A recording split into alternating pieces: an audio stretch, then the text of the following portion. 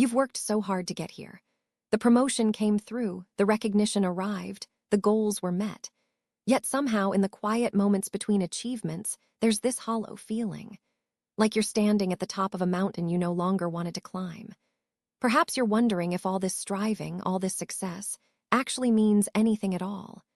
If you're feeling empty despite your accomplishments, you're not alone in this struggle.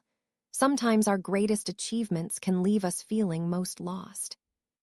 But there's ancient wisdom that speaks directly to this modern emptiness, words that have comforted countless hearts who have discovered that worldly success doesn't always satisfy the deeper longings of the soul. Listen to these words from Ecclesiastes, chapter 2. And whatsoever mine eyes desired I kept not from them. I withheld not my heart from any joy, for my heart rejoiced in all my labor, and this was my portion of all my labor. Then I looked on all the works that my hands had wrought, and on the labor that I had labored to do. And behold, all was vanity and vexation of spirit, and there was no profit under the sun. These words come from someone who had everything our culture tells us should make us happy. King Solomon had wealth beyond measure, wisdom that was legendary, achievements that echoed through history. Yet here he is, looking at all he had accomplished and saying, in essence, it felt empty. It was like chasing the wind.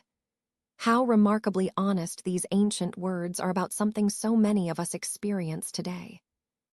You might be the person everyone congratulates, the one with the impressive resume, the success story others admire. But inside, there's this quiet question. Is this it? Is this what I worked so hard for? That feeling doesn't make you ungrateful or wrong. It makes you human. It makes you someone who was created for something deeper than achievement alone. The restlessness you feel after reaching your goals isn't a character flaw.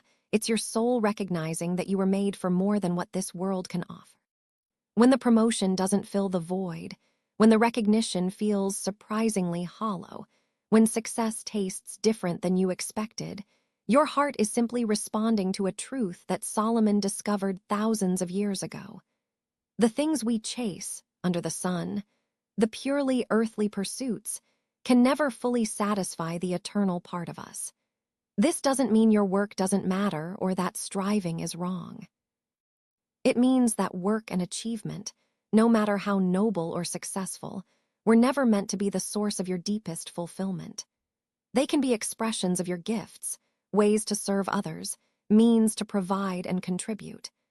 But they cannot be your salvation, your identity, or your ultimate purpose. The emptiness you feel might actually be grace, your heart's way of telling you that you're looking for something real and lasting in places that were never designed to provide it.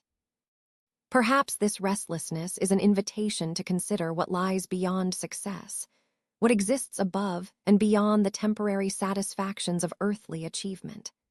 Solomon, in his profound honesty, helps us name what many successful people feel but rarely admit. That accomplishment alone leaves us wanting.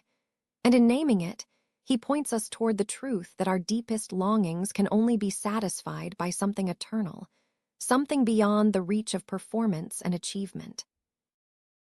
If you're feeling this emptiness despite your success, know that you're not broken, you're simply human, created for something more than achievement alone can provide. Your restless heart is pointing you toward truth, toward the one who can satisfy the longings that no earthly success ever could. You don't have to pretend that your accomplishments fulfill you completely. It's okay to acknowledge that hollow feeling and to seek something deeper. If these words have brought you comfort today, would you consider subscribing for more gentle reminders that you are valued far beyond what you achieve?